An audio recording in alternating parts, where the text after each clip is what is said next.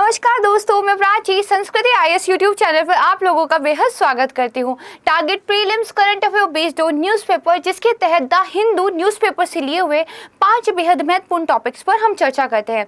इस प्रोग्राम के पीछे का उद्देश्य ये है कि जो हिंदू अखबार है और इंडियन एक्सप्रेस न्यूज़पेपर है, इनको हिंदी माध्यम के अभ्यर्थियों के लिए हिंदी में ही उपलब्ध करा दिया जाए, ताकि उनका 1.5 साल का डेली बेसिस पर करंट अफेयर प्रिपेयर हो जाए। ये प्रोग्राम डेली आता है। अगर आप इस प्रोग्राम को रोजाना फॉलो करते हैं तो करंट अफेयर की समस्या का आपका निदान हो जाएगा। एक मुझे आप लोगों से ये कहना था कि अगर आप लोग किसी प्रकार का कोई प्रोग्राम चाहते हैं, जो आप चाहते हैं कि संस्कृति आईएएस की ओर से आपके लिए यूट्यूब पर चलाया जाए, तो कमेंट सेक्शन में ज़रूर बताइएगा कि आप कोई मैप का प्रोग्राम चाहते हैं, या आप किसी चीज़ को पढ़ना चाहते हैं, या किसी आप हिंदू का एडिटोरियल डिस्कशन चाहते हैं। कोई भी प्रोग्राम जो आप लोगों को लगता हो कि आपके लिए हमारी तरफ से यूट्यूब चैनल पर लेकर आना चाहिए, तो उसके बारे में कमेंट सेक्शन में फीडबैक ज़रूर दीजिएगा। तो आइए शुरू करते हैं आज का वीडियो स्टार्ट में करूं इससे पहले एक ज़रूरी सूचना है आपके लिए। संस्कृति आईएएस की ओर से एक जीएस फाउंडेशन बैच लॉन्च किया जा रहा है। इसकी जो तिथि रहेगी वो देखिए 20 जून रहेगी। शाम की 6:30 बजे से आपकी क्लासेस का टाइम रहेगा। ये ऑफलाइन मोड में भी रहेगा, लाइव कोर्स भी आपको मिलेगा। यानी भारत में कहीं भी रहते हुए अगर आप दिल्ली बिना आए हुए अपनी तैयारी करना चाहते हैं तो लाइव क्लासेस के माध्यम से कर सकते हैं। इस बैच के बारे में अगर आपको अधिक जानकारी चाहिए या फीस स्ट्रक्चर, एडमिशन का प्रोसीजर, इस सब के बारे में पूछना चाहते हैं, तो देखिए यहाँ पर एक नंबर दिया गया है। उस नंबर पर आप कॉल कर सकते हैं। मेरी टीम के द्वारा आपकी सभी प्रॉब्लम्स को सॉल्व किया जाएगा, उनकी तरफ से आपकी हेल्प की जाएगी। सीट्स लिमिटेड है, तो आप जल्द ही अपनी सीट बुक करा लीजिए। आइए अब स्टार्ट करते हैं हमारे पहले टॉपिक से। हमारा जो आज का पहला टॉपिक है काफ़ी इंपॉर्टेंट है, पेटेंट लेपर्ड गेको। ठीक है, ये है दरअसल आंध्र प्रदेश और उड़ीसा में एक गेको की, एक छिपकली की आप कह सकते हैं स्पीसीज होती है, उसकी खोज की गई है और इसीलिए ये देखिए न्यूज़ में है। हालांकि ये जो स्पीसीज थी ऐसा नहीं है अभी मिली है, ये देखिए पहले ही मिल चुकी थी, लेकिन तब इसको किसी दूसरी स्पीसीज का ही मान लिया गया था। ये नहीं रियलाइज हुआ था कि एक नई खोज है, लेकिन अब जाके जब कुछ डीएनए एनालिसिस वगैरह हुए, कुछ फर्दर स्टडी हुई, तो पता चला ये एक नई प्रजाति है। तो इसीलिए ये न्यूज़ में है। आइए इसको देखते हैं। तो देखिए, gecko found in Andhra Orissa turns out to be a new species, ये इसका आप कह सकते हैं हेडलाइन थी।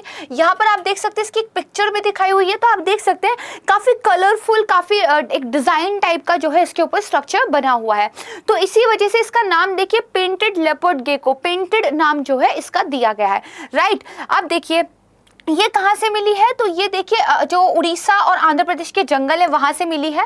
ठीक है, तो ये कौन सी प्रजाति है, तो इसको ध्यान रखिएगा, यूबलफेरिस पिक्टस, इस वाली स्पीसीज के रूप में दरअसल इसको जाना जाता है, यूबलफेरिस पिक्टस।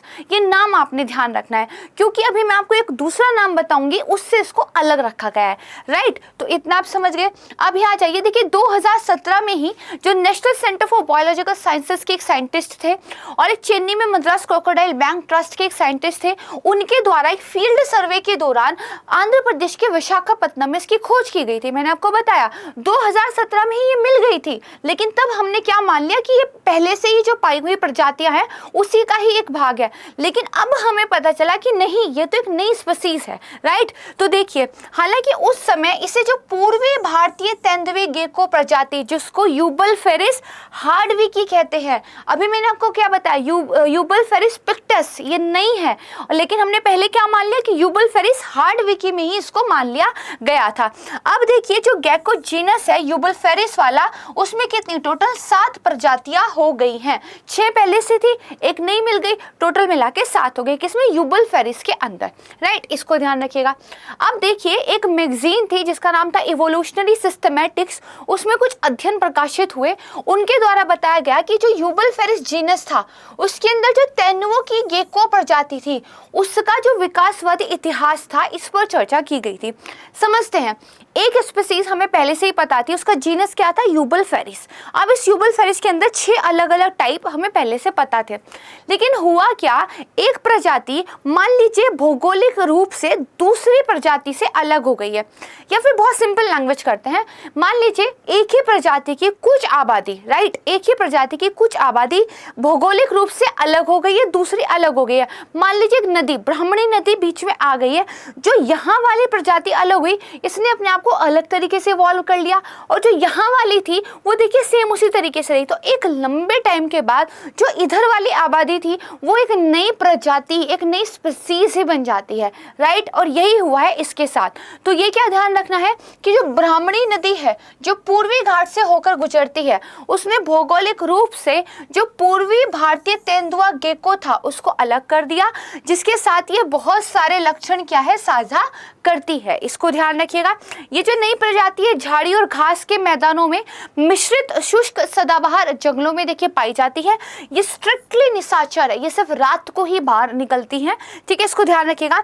और शोधकर्ताओं ने अभी ये सुझाव दिया है कि जो IUCN की रेड लिस्ट होती है उसके अंदर जब तक हमें फर्दर डाटा नहीं मिल जाता इसको नियर थ्रेटेंड की सूची में कैटेगराइज किया जाना चाहिए, राइट। देखिए UPSC जब भी कोई नई स्पीसीज मिलती है, चाहे वो प्लांट की मिले चाहे वो किसी जीव जंतु की मिले, उसके बारे में प्रश्न पूछता रहा है, तो हमें इस तरह की न्यूज़ से जो है बाखबर होना चाहिए, बेखबर नहीं बाखबर होना चाहिए, राइट। चलिए अब हम देखते हैं अपना दूसरा टॉपिक, नेशनल ग्रीन ट्रिब्यूनल, यानी कि जो हमारा राष्ट्रीय हरित प्राधिकरण है, ये देखिए न्यूज़ में है क्योंकि जो NGT है उसने जो उदापी अडानी प्लांट था उस पर क्या है कुछ पेनल्टी लगा दी है। तो आइए समझते हैं। इसकी जो स्थापना हुई थी वो 2010 में हुई थी, एक एक्ट के तहत हुई थी, राष्ट्रीय हरित अधिकरण 2010, और 2010 में जो है एक्ट हुआ, इसके बाद इसकी जो स्थापना हो गई। इसकी जो स्थापना हुई वो हमारा जो अनुच्छेद 21 है उसके प्रावधानों के अनुरूप हुई। अनुच्छेद 21 क्या कहता है, हमारे जीवन को एक तरीके से ऐसे जीना चाहिए कि एक मानव की गरिमा सुनिश्चित रहे। मतलब हमें पर्यावरण का अधिकार होना चाहिए, हमें अच्छी स्लीप का अधिकार होना चाहिए, हमें कहीं आने जाने का अधिकार होना चाहिए, है ना, हमें अपनी पसंद की शादी करने का अधिकार होना चाहिए। तो ऐसे बहुत सारे राइट्स जो मेरे द्वारा एक मनुष्य के रूप में जीवन जीने के लिए आवश्यक है वो आर्टिकल 21 देता है। तो ये आर्टिकल 21 पर्यावरण की भी बात करता है। एक अच्छे पर्यावरण की जरूरत हर व्यक्ति को होती है। तो इसी के प्रावधानों के अनुरूप देखिए राष्ट्रीय हरित प्राधिकरण की स्थापना की गई थी, ठीक है, एक बेसिक कॉन्सेप्ट। अब देखिए इसकी जो स्थापना हुई, पर्यावरण से संबंधित किसी भी कानूनी अधिकार के प्रवर्तन के अलावा, ये तो आप करेंगे कि भाई पर्यावरण से संबंधित जो भी लॉज है उनको तो आप लागू करवाएंगे। इसके अलावा वनों का संरक्षण, पर्यावरण का संरक्षण और जो अन्य प्राकृतिक संसाधन है उनके संरक्षण से संबंधित मामलों में प्रभावी और शीघ्र जो है निपटान हो, इसके लिए भी इसको स्थापित किया गया है। अब देखिए NGT की स्थापना के साथ भारत एक विशेष पर्यावरण न्यायाधिकरण वाला क्या हो गया है, एक दुनिया का तीसरा और पहला विकासशील देश बन गया है। दुनिया का तीसरा। आपने मुझे कमेंट सेक्शन में बताना है कि भारत से पहले वो कौन से दो राष्ट्र थे जिन्होंने पर्यावरण न्यायाधिकरण अलग से स्टैब्लिश कर दिया था। एक नाम मैं आपको बता देती हूँ, न्यूजीलैंड है, दूसरा नाम आपने मुझे बताना है, राइट। मैं जरूर चेक करूंगी आपका कमेंट, ठीक है। तो ये आप समझ गए। इसके अलावा ये देखिए जो हमारा ये अधिनियम है ये दरअसल क्या कहता है कि NGT के लिए अनिवार्य है कि जो भी पर्यावरण संबंधी मुद्दे उसके पास आ रहे हैं उनका निपटारा वो 6 महीनों के भीतर ही कर दे, ठीक, ये बात ध्यान रखिए। दूसरा जो हमारा सिविल प्रोसीजर कोड है उसके द्वारा ये काम नहीं करता, बल्कि जो नेचुरल जस्टिस प्राकृतिक न्याय के सिद्धांतों के अनुसार ये काम करता है, ठीक है। इसके अलावा ये देखिए इसका कोई भी आदेश है, निर्णय है, अधिनिर्णय है, जब ये देगा तो ये आवश्यक है कि जो सतत विकास, निवारक और प्रदूषण भुगतान आदि जैसे सिद्धांत है इनको लागू करें। मतलब पॉल्यूटर्स पे, भाई जिसने प्रदूषण किया है वही उसकी कीमत भी चुकाए, वो बेचारे क्यों चुकाए जिन्होंने पॉल्यूशन किया ही नहीं है। तो इस तरह के जो सिद्धांत है उनको ध्यान में रखते हुए इसको अपना निर्णय देना रहता है, ये अपेक्षा इससे की जाती है। संरचना की बात करें तो एक अध्यक्ष होते हैं, कुछ न्यायिक सदस्य होते हैं, कुछ विशेषज्ञ सदस्य होते हैं, ठीक है। कार्यकाल जो होता है 5 सालों का होता है, पुनः पद पर नियुक्त नहीं किया जा सकता, है ना। तो मैं इसको स्टार मार्क कर देती हूँ, दिस इज वेरी इंपॉर्टेंट। और देखिए अध्यक्ष की नियुक्ति जो भारत के मुख्य न्यायाधीश की सलाह से केंद्र सरकार के द्वारा की जाती है। बाकी इसके अध्यक्ष होने के लिए क्या क्या एलिजिबिलिटी है ना, बाकी मेंबर्स होने के लिए क्या है वो आपकी पॉलिटी लक्ष्मीकांत की बुक या फिर आपके जो राज व्यवस्था के नोट्स है वहां पर दिया होगा, उसको वहां से अच्छे तरीके से आप पढ़ लीजिएगा, ठीक है। तो ये था NGT के बारे में। अब देखिए कौन से पर्यावरण से संबंधित वो 7 कानून हैं जिन पर ये सुनवाई कर सकता है। भाई कुछ हमने कहा ना, पर्यावरण से संबंधित लॉज पे कोई इंप्लीमेंट करता है, उन पे कोई मामला उठता है तो उसका निपटान करता है। तो जल अधिनियम 1974, उसके बाद देखिए जल प्रदूषण निवारण और नियंत्रण उपकर अधिनियम 1977, वन संरक्षण अधिनियम 1980, वायु प्रदूषण निवारण और नियंत्रण अधिनियम 1981, पर्यावरण संरक्षण अधिनियम 1986। ठीक है, इसके बाद जैव विविधता अधिनियम 2002। इन सारे कानूनों के तहत अगर सरकार ने कोई फैसला लिया है और उसका कोई भी निर्णय जो है आपको लग रहा है ठीक नहीं है, तो एनजीटी के समक्ष उसको चुनौती दी जा सकती है। राइट, तो ये कुछ नाम है, इनको जरूर ध्यान रख लीजिएगा। वैसे भी ये नाम आपको याद होने चाहिए क्योंकि these are the very important acts. Right, चलिए इतना आप समझ गए। अब चलते हैं थर्ड टॉपिक की तरफ, डेट इज प्रशांत द्वीप देश, पैसिफिक आइलैंड कंट्रीज। ये देखिए चर्चा में है। अभी जो चाइना है वो देखिए पैसिफिक आइलैंड के अंदर अपना बहुत ज़्यादा आप कह सकते हैं दबाव बढ़ा रहा है, क्षेत्राधिकार बढ़ा रहा है। अभी हाल ही में उन्होंने जो भी पैसिफिक आइलैंड कंट्रीज़ हैं इनको थोड़ा सा वो प्रेशराइज भी कर रहे हैं कि हमारे साथ एक समझौता साइन कर ले। सोलोमन आइलैंड के वाली भी न्यूज़ हमने बहुत डिटेल में पढ़ी थी, वीडियो ऑलरेडी पड़ा हुआ है, अगर आप देखना चाहें तो देख सकते हैं, बहुत इंपॉर्टेंट वो वीडियो था। तो कहने की बात यह है जो पैसिफिक आइलैंड्स हैं ये देखिए लगातार न्यूज़ में बने हुए हैं और यूपीएससी मिडिल ईस्ट से लगातार सवाल पूछ रही है। अब बहुत जल्दी वो समय आने वाला है कि वो मिडिल ईस्ट से हटकर पैसिफिक पर आने वाले हैं, क्योंकि पैसिफिक लगातार बहुत लंबे टाइम से न्यूज़ में है। तो वी डोंट नो कब वो पैसिफिक पे क्वेश्चन पूछ ले, हो सकता है जो कल एग्जाम है वो उसी में पूछ ले, है ना। तो ठीक है, तो देखिए जो प्रशांत द्वीप समूह है वो 3 उप क्षेत्रों से मिलकर बना है। ठीक है, यानी कि जो हमारा पैसिफिक वाला एक रीजन है, सब रीजन है, उसके अंदर 3 क्षेत्र है। कौन कौन से हैं? मेलानेशिया है, माइक्रोनेशिया है और इसके अलावा पोलिनेशिया है। ठीक है, इसको ध्यान रखना है।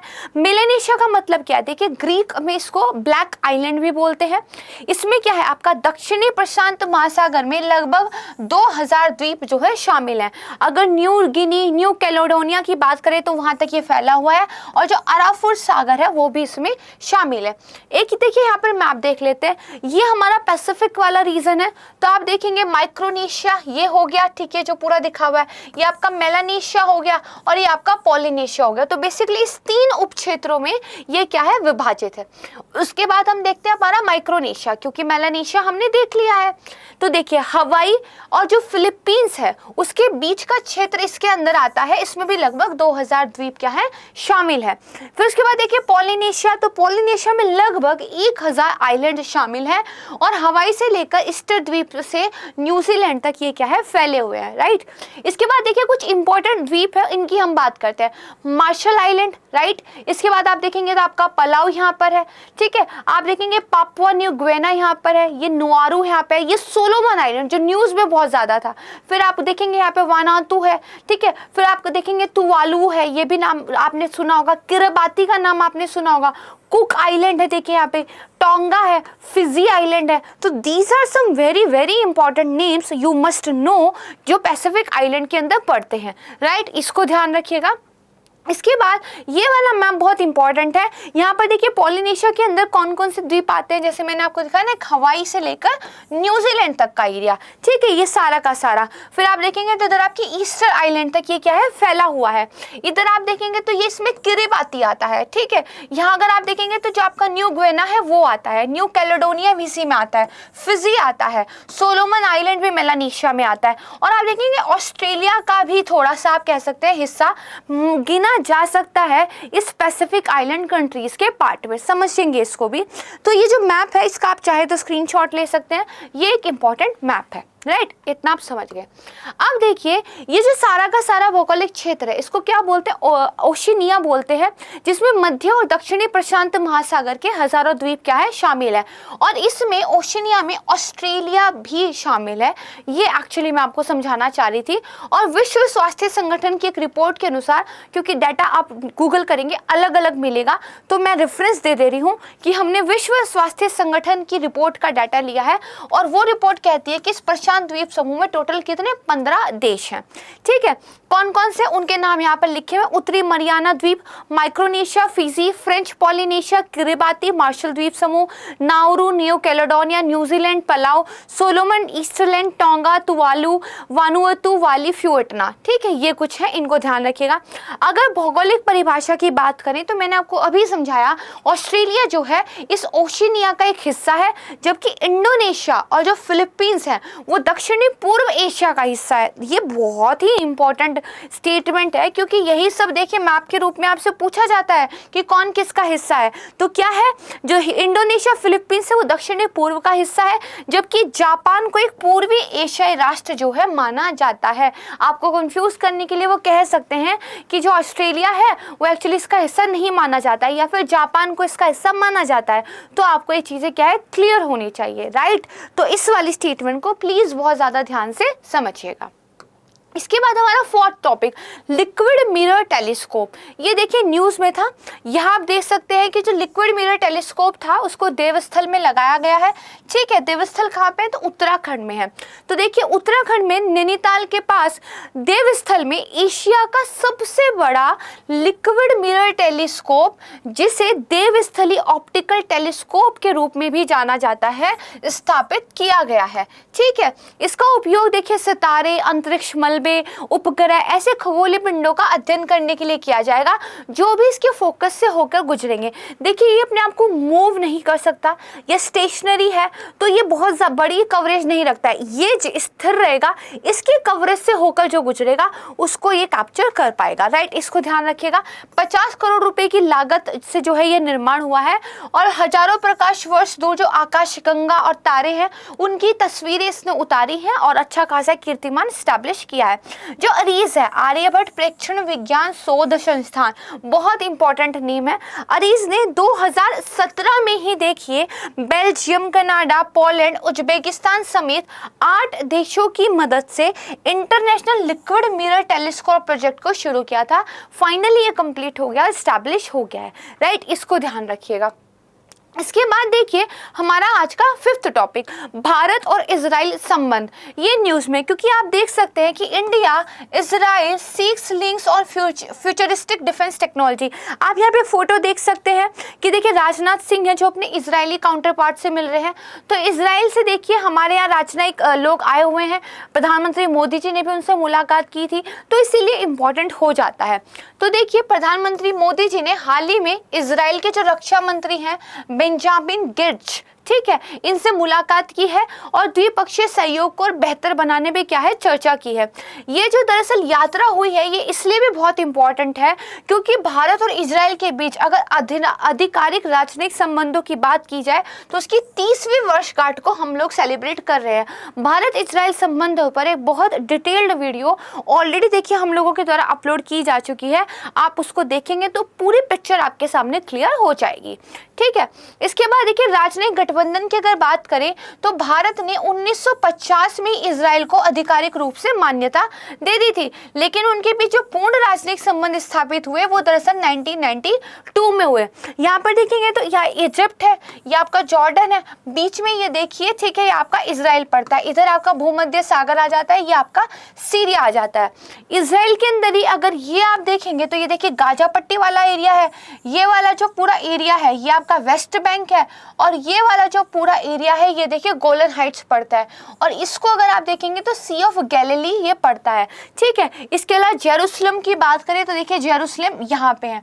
These are some very important locations जो आपको पता होनी चाहिए क्योंकि इजराइल की गोलन हाइट, गाजा पट्टी, वेस्ट बैंक ये देखिए लगातार न्यूज़ में बनी रहती है इजराइल फिलिस्तीन विवाद के कारण, ठीक है, इतना आप समझे।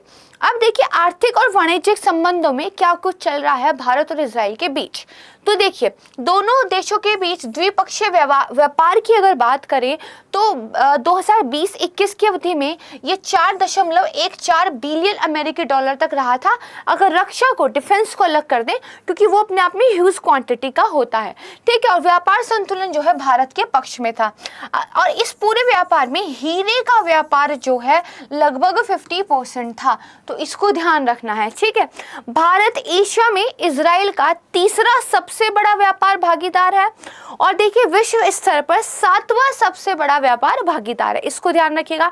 इसके अलावा जो इजराइल की कंपनियां हैं उन्होंने भारत में ऊर्जा, दूरसंचार, रिन्यूएबल एनर्जी, रियल एस्टेट और यहाँ तक कि वाटर टेक्नोलॉजी में अच्छा खासा इन्वेस्टमेंट किया हुआ है। और इसके अलावा कुछ अनुसंधान यूनिट भी इजरायली कंपनियां भारत में स्टैब्लिश करने पर विचार कर रही है। इजराइल देखिए टेक्नोलॉजी के मामले में one of the finest nation है, ठीक है। तो उनकी टेक्नोलॉजी अगर इंडिया में आती है तो ये हमारे लिए बहुत अच्छा होगा, ठीक है। इसके बाद रक्षा संबंध भी इंपॉर्टेंट है, इनको देख लेते हैं। तो भारत इजराइल के सैन्य उपकरणों का तीसरा सबसे बड़ा खरीदार है।